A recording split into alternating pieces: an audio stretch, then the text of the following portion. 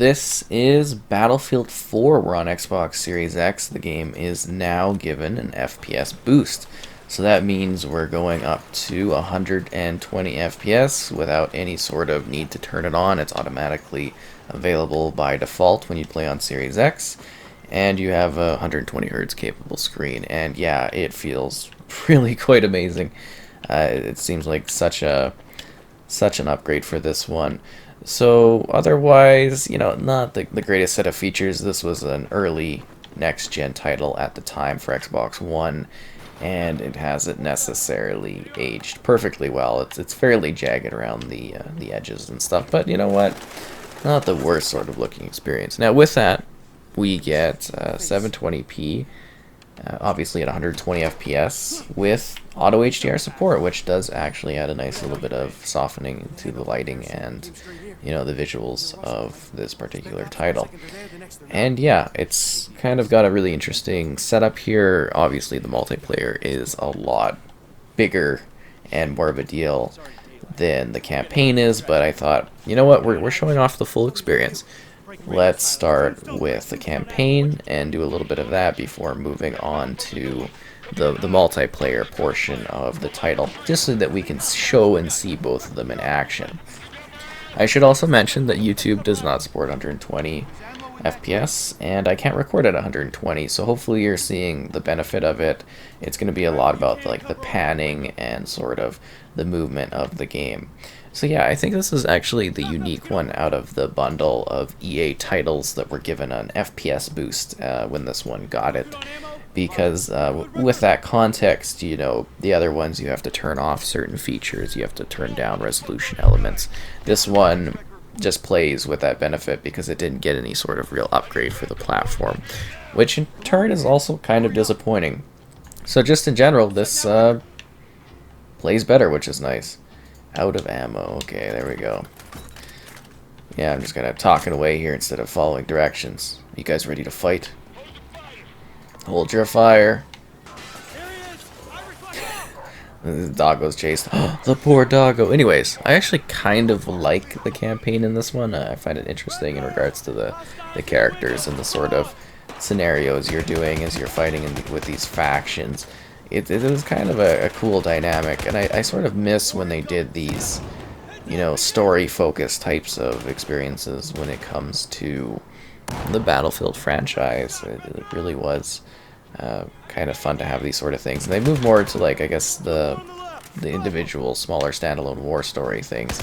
But yeah, so when you get 120, the main differences here obviously are in how you kind of move, the panning, the accuracy, the aiming, everything like that. You can be a lot sharper just because you can sort of react and look throughout the environment in a much better way. It also seems like the cutscenes and everything also benefit from the increased fluidity level, which is nice to have, if you're wanting to engage in the whole experience, because sometimes a lot of titles get held back by the fact that they did pre-rendered cutscenes and stuff, so I can't quite recall if they had too many of those in this one, but from what I've seen thus far, it appears to impact the whole of the experience fluidity wise. So definitely a genuinely great upgrade for this title. Nothing but positives for this game. You don't even need to make choices, you just get to enjoy the benefit of that fluidity, which is awesome. Oh geez, let me shut up here. But it really does quicken the pace quite a bit, and I think it adds a nice layer of longevity to what is a favorite Battlefield for a lot of people. I know there's still quite a bit of love for this one. A good chunk of people still really love doing this. We actually did a stream recently on it, and I was very surprised by how many people were still quite excited about this particular title and what it has to offer. So with that, we're going to switch gears here so that you can see the multiplayer in action, because I'm sure that's going to be a main thing for a lot of people when they want to see this game running. Even though it gets to a bit of a cool outside area here, I think now is kind of a good spot to sort of switch over. This is Operation Locker and the multiplayer portion of the experience. So I thought, hey, you know what's the best map for kind of showing this off? The one where there's tons of people fighting in a very small vicinity with large ticket numbers. I don't think this is the typical kind of lobby setup I'd use server-wise, but I think this one should suffice for showing this off. So yeah, the multiplayer, the big chunk of what makes Battlefield 4 still something so many people love today, which again is shocking because I think the game is like 8 years or so old at this point. Maybe, like, what, 13?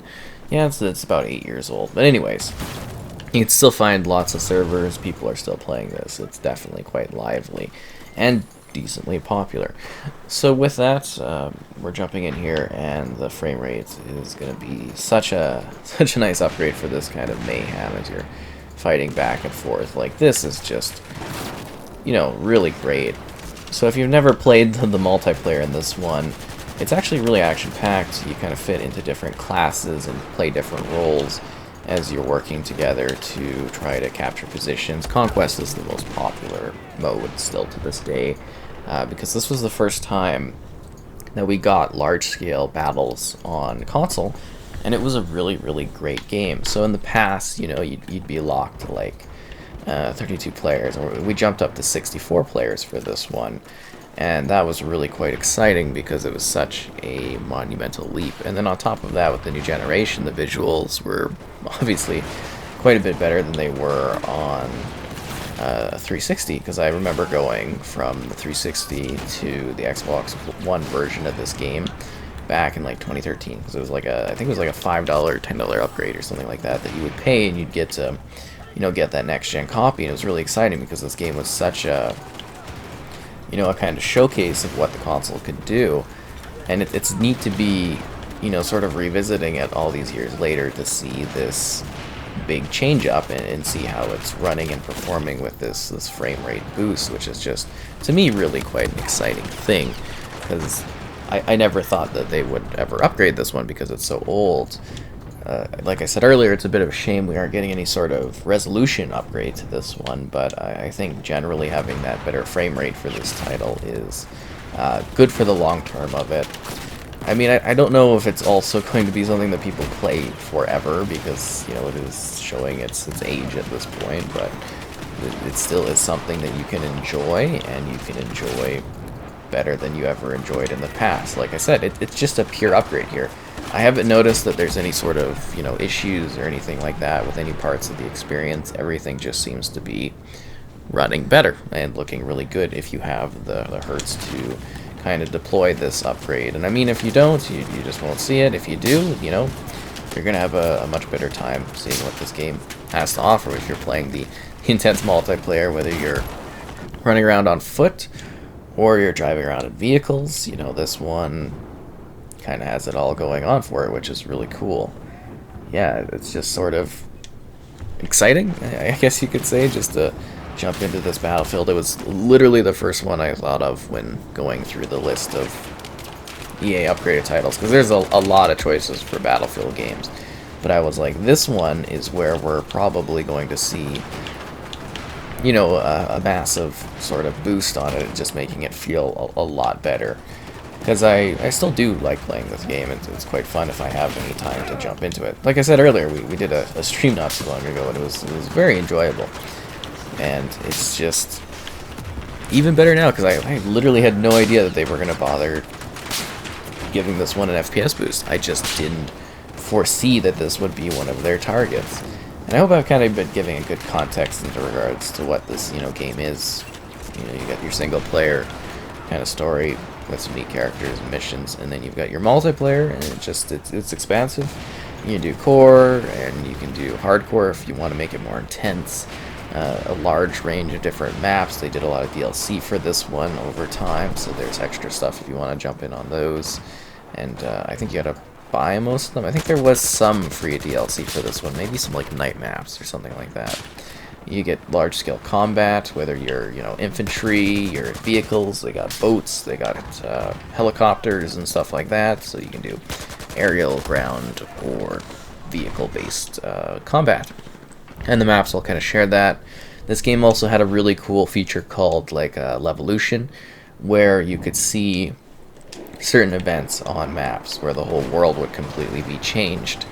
That was the case with one level where there's a dam, the dam blows up, changes the map, or there's one, Siege of Shanghai, with a, you know, skyscraper falls down, and you can kind of have the whole middle of the map sort of opens up a lot more. And that was a really neat feature. There was a lot of different things. There's one where a big flood happens, you know, that's kind of cool. And then outside of Conquest, they've got other game modes you can do, more of like a deathmatch type thing. But this is primarily what people play now. There are some servers with the smaller groupings of people, if you want to still experience those at this current point, but yeah, I think if you're playing this for maybe the first time, Conquest is the way to go. It's definitely the most fun and true Battlefield-esque way to experience the package, which is, you know, super awesome. And it's just continuously amazing to be playing, you know, FPS boosting games like this, these older ones, at 120. Because I just assumed, standard-wise, we were going to get older titles. They were going to, you know, run a little bit better, play a little bit better. We were going to get 4K 60 for new games, but I didn't really anticipate so many 120 hertz titles. And it kind of gets me excited to see, you know, are they going to continue doing a lot of this over time? It's a very interesting service, because they seem to, you know, they said every few weeks or so, but then they pop up and they just, like, throw out a whole pile of them. I think this one was a little bit longer than the last one, but it seems to be like a monthly thing where they just be like, hey, here's a whole stack of games running at a, you know, the higher frame rates, and that's really, really cool. It just feels really awesome. That's the biggest part of it. Like the panning and everything, the aiming, the movement. It's a nice effect to have, and I think fans of this title will be very, very pleased by being able to do so. Because like I said, there's no negatives or anything. You just get to experience the better style here. It's not like if you're jumping into the later Battlefields and doing the FPS boost that you like lose resolution or something. Because you never had the resolution to lose here, which is all kind of a bit of a laugh. But I do hope, and I assume, because we're getting the FPS boost on this one, that it's not going to happen. But I would really love to see a resolution boost for this title. You know, maybe not now, I guess, but down the road, maybe another console gen, it would be cool to see this one just look a little bit sharper too. I think that would also help with the preservation of it a bit more. More so, actually, in this case, than the FPS boost. In all honesty, I think the resolution would help this one a bit more. Not to say I don't want the frame rate boost. I'm very happy that we're able to experience this improved quality, but you know, I think resolution-wise, this one lags quite a bit behind the later titles, because the later Battlefields all look really, really beautiful. They really do, you know, visually push boundaries quite a bit, technically wise, and well, that's, you know, DICE in general as a company. They really do some cool technical things. So that's why I find this really fascinating. But at the same time, would love to also have maybe a choice. Maybe if they could do a resolution boost to, I don't know, 4K, so then we'd have a 4K 60 mode. And then if we wanted 120, just drop down like we're doing here, back to 720. And I think that would be sort of a really happy mix for me out of this one. But I'm not really going to complain, though, because just the fact that they actually spent the time making this older title feel this much better, that's definitely welcome. Because I know there's a lot of people out there that love their frame rates, and this is a good one for that. So we're just going to kind of continue playing along here and show off more of it in action. I do hope you're seeing the impact and the effects, just like, you know, movement-wise, because I do think even if you're not really seeing, you know, that sort of visual thing because of the limits of recording and YouTube tech these days, that you are seeing that when you're moving around, it does look better visually when it's captured. I think it gives you more of a smoother picture throughout, which is kind of nice.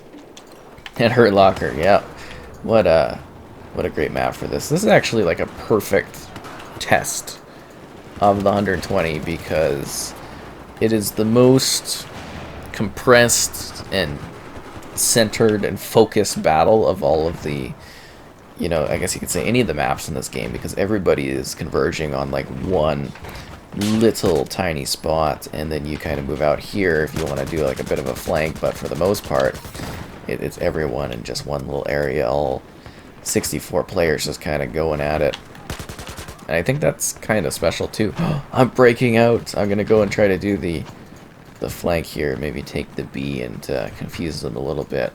I did this as a big moment during my stream when we were doing this game, and people were like, did not take advantage of it at all, because we were getting like hammered in our spawn back then, but yeah, nobody really seemed to get in with the picture. So hopefully this time the team's a little bit different. We can use this to kind of push and get behind them. I mean, we're holding our own in the middle there, but I was surprised that guy saw me over there. Like, I saw him, but I was hoping he would enter the central area a bit more so that I could shoot him down more easily. Like, he had a shotgun? He got me with a shotgun from over there?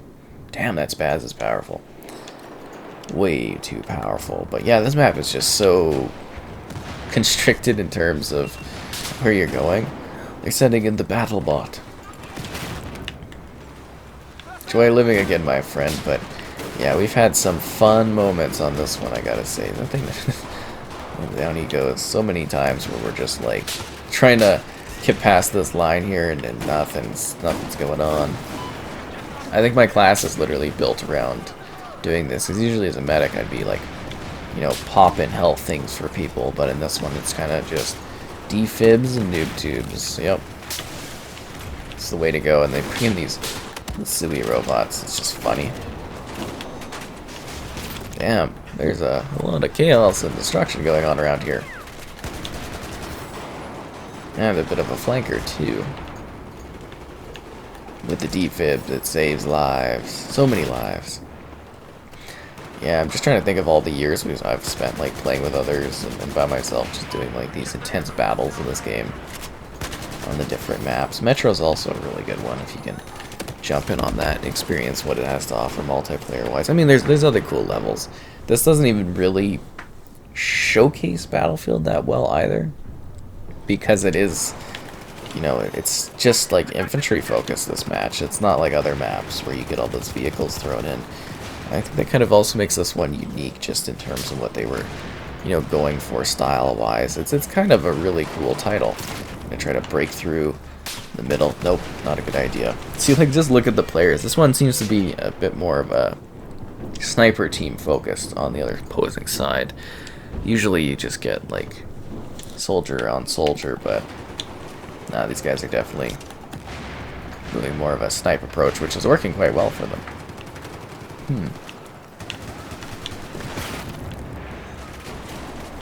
Okay, that's a Grenade City.